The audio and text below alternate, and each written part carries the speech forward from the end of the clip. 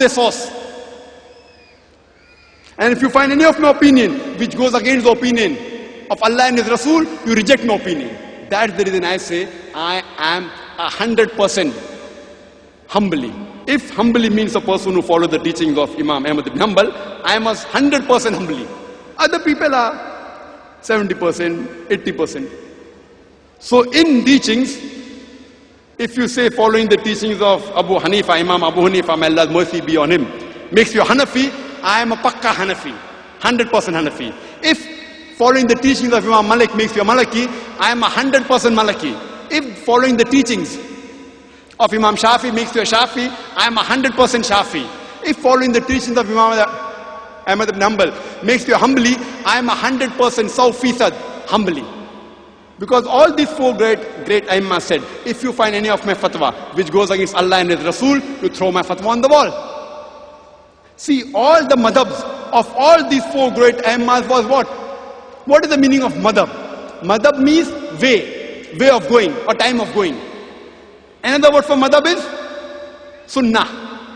Even sunnah means way. Sunnah of the Prophet means way of the Prophet. So all the madhabs of all these four Aimmas was the madhab of the Rasul. All the Aimmas said, if you find a Sahih Hadith, you reject my opinion. That means all the four Aimmas, their madhab was the madhab of the Rasul. Simple. The way of the Rasul. Imam Abu Hanifa, may Allah be pleased with him, may Allah's mercy be on him, he never came to start a new Hanafi madhab. Imam Malik never came to start a new Maliki madhab.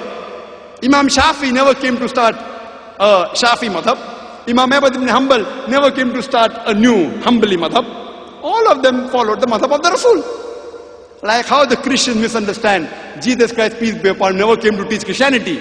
He came to teach Islam. Similarly, all these four great Aimmas, they came to give us knowledge of the teachings of Allah and His Rasul. Their madhab was no madhab but the madhab of the Rasul.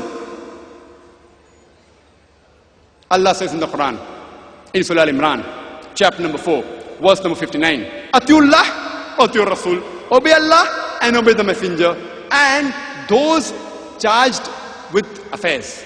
With those charged with affairs or with knowledge. You have to follow Allah and His Rasul. After that Allah says, and those who are charged with the affairs, those endowed with knowledge. But the verse does not end there. The verse continues. But if they differ, go back to Allah and His Rasul. So if those with knowledge, Imam Shafi, Imam Ahmad ibn Hanbal, Imam Malik, Imam Hanbal, may Allah's mercy be on them all. If they differ, go back to Allah and His Rasul. So all the four Aimmas, they said the same thing. If you find my fatwa which goes against Allah and Rasul, reject my opinion. Same thing Allah says, Atullah, Atul Rasul, obey Allah and obey the messengers, and those charged with their faith, those endowed with knowledge. But if they differ, go back to Allah and His Rasul if you believe in Allah and the last day. For this is the best and the correct way of determination. There is no better way of determination according to Allah than going back to Allah and His Rasul. It is so simple. Now, there are some brothers who come and ask me the question. Brother Zakir, fine.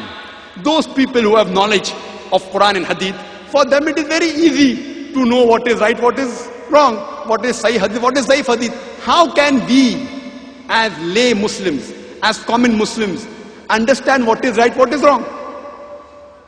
It's a very good question. I tell them.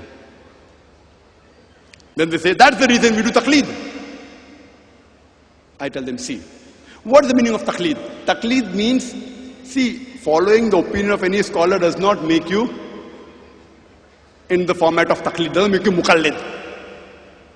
If, after showing proof that the scholar you are following is wrong, and then you follow him, yet that makes you muqallid. For example, if your mother has a heart problem, fine, has a heart problem, and some doctor, what will you do? Who will you go to? You won't go to Tom, Dick and Harry, you will go to a heart specialist. You do research. MBBS? No. MD, MD. MD in what? In brain? No. Heart? Yes. So before going to a doctor, you do research. You check up what is his degree. MBBS, no. MD, yes. MD in what? Gynecology, no. Kidney, no. Brain, no. Cardiologist, yes. DM, super specialty. MD of medicine, then you do super specialty, DM. You do your research and then you go to him. You don't blindly follow any Tom, Dick and Harry. If anyone on the street says, your mother had a heart attack, okay, do this. Will you follow him? Will you follow him? No. You will do research.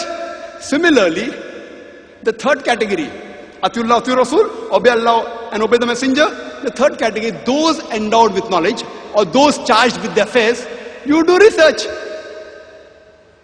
Any scholar says anything, check up whether it's right or wrong. See, everything you cannot check up. Now you have heard 10 different scholars. You understand now, scholar number A, he has given about 30-40 references. I have checked up 20. 20 Quran, Sahih Hadith. So 21st you need not check. You check scholar number 2. Scholar number 2, mixture. Part correct, Sahih Hadith, part Zaif Hadith. Third scholar, majority. Pulling fast ones. Sahih Hadith, it's not there. Bukhari, you open Bukhari, more than 7,000 Hadith, you don't find it only. So you have many scholars, you do little research. Now once you make up mind, scholar number 1, when he talks, he gives references. When I checked up the references, Quran, Sahih Hadith. Then what happens? Then when you ask an opinion and 3 scholars give you the opinion, you automatically follow the first scholar. Because I've checked up 20 things of his, it has turned out to be right, even the 21st inshallah will be right. So every layman cannot do research on everything everyone says.